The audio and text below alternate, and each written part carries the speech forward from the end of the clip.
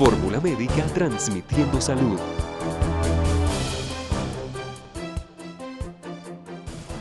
A propósito de la serie Las 9 caras de Jane, el cual fue estrenado el 29 de abril de este año por el canal A&E, donde muestra la historia de Jane, una mujer de 28 años soltera con 2 hijos, que fue diagnosticada con el trastorno de identidad disociativo. Me parece que sería importante poder indagar un poquito sobre el término de personalidad y de qué significa el trastorno de identidad disociativo. Lo primero que debemos trabajar es que la personalidad es única y no se puede dividir. Todos nosotros tenemos una serie de comportamientos que son complejos, tanto cognitivos como conductuales, que nos identifican, o mejor, nos hacen desarrollarnos en un contexto. Por ejemplo, a través de la historia, cada uno de ustedes, de las personas que me ven o me escuchan, han podido desarrollar unos patrones comportamentales que los hacen únicos en un contexto social. Este tipo de comportamientos pues son estables a través del tiempo y les permiten que muchas personas lo identifiquen. Por ejemplo, muchos de ustedes pueden identificar cómo son sus parejas, cómo es su papá, por ejemplo, el temperamento, si es una persona explosiva, si es tranquila, si en algunos momentos es eufórica o es pasiva. O ustedes mismos se podrían identificar, o otras personas podrían identificar. Y esto se da porque tenemos un lenguaje, y un lenguaje para poder identificar el comportamiento de la otra persona. Pero, como les dije hace un momento, la personalidad no se puede dividir. Jane, en la serie, pues tiene su propia identidad. Sin embargo, fue diagnosticada con el trastorno de identidad disociativa. ¿Qué es el trastorno de identidad disociativa?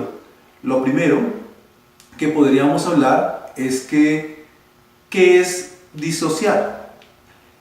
En el DSM-5 trabaja con, o mejor, se define el trastorno de identidad disociativo como aquella desconexión que tiene un individuo frente a su contexto. Esto quiere decir que no tiene la capacidad de conectar ni sus pensamientos, ni sus cogniciones, ni su conducta.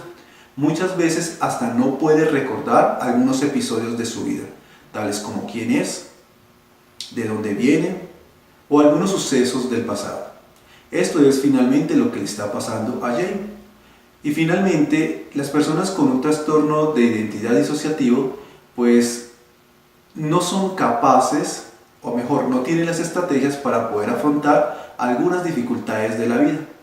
Y entonces, a partir de esto, crean o desarrollan unos mecanismos de escape, en este caso, algunos tipos de identidad. Para el caso de Jane, son 9 tipos de identidad, donde van a encontrar en la serie una niña, un adolescente, una mujer probablemente que se caracteriza por ser gay, y entre otros hasta un hombre. Ella lo va a desarrollar ahí. ¿Cuándo se presenta este tipo de desorden? Cuando ella no tiene la capacidad de afrontamiento frente a ciertas situaciones problemáticas del contexto. Entonces, esta desconexión y falta de continuidad entre pensamientos, recuerdos, entornos, acciones, generan que estas identidades aparezcan en ciertos momentos en el contexto. ¿Por qué se puede identificar, o mejor, por qué aparece un trastorno de identidad disociativo? La literatura nos habla que los trastornos de identidad disociativo pueden aparecer después de eventos traumáticos. Casi siempre las personas que lo presentan son o han sido víctimas de algún tipo de abuso o violencia. En el caso de Jane, ella narra que fue víctima de violencia sexual cuando era niña. Pero no solamente por abuso sexual, puede ser también por abuso físico, alguna catástrofe, y el mecanismo cognitivo de las personas pues no está preparado para poder solucionar los problemas y este utiliza unos mecanismos de desconexión, en este caso desconectar su realidad. ¿Cómo se puede o cómo se identifica un trastorno de identidad disociativo? Pues podríamos pensar que el trastorno de identidad disociativo puede presentarse de dos formas.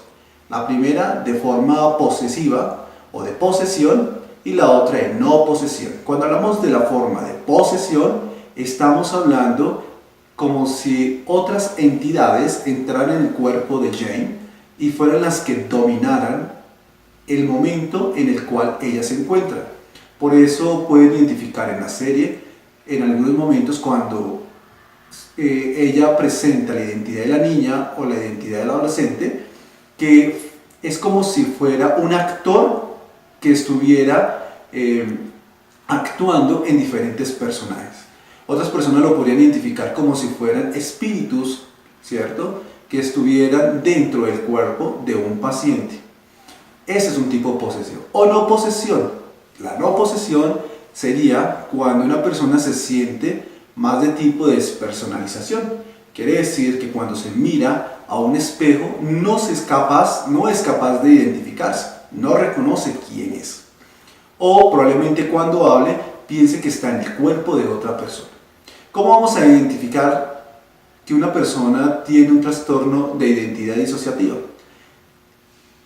Las características son pues que cambia como de personajes, o mejor, de identidades, como si fuera un actor. Pero no es porque sea un actor, sino no tiene la capacidad de recordar cada personaje, cada identidad que fue lo que hizo. O sea, sufre de amnesia. También puede presentar amnesia de recuerdos pasados, o sea que no puede recordar sucesos o cosas que hizo en el momento actual. ¿Cómo podría ser un cuadro evolutivo? Un cuadro evolutivo es que las personas con identidad disociativa pues van a tener problemas tanto en el hogar, van a tener problemas en la parte académica, en la parte social, en la parte laboral. Son personas que no son muy aceptadas, son personas que son vistas de una forma diferente y que son generadas con estereotipos sociales. ¿Cómo poder prevenir esto? Pues finalmente la prevención está antes de que ocurra un tipo de abuso en la infancia o en la adolescencia con los adolescentes.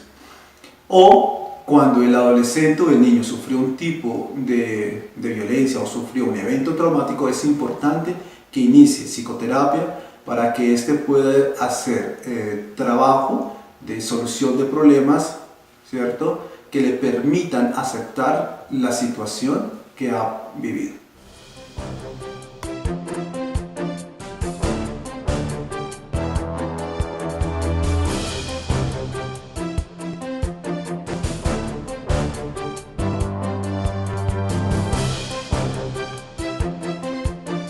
Fórmula Médica transmitiendo salud.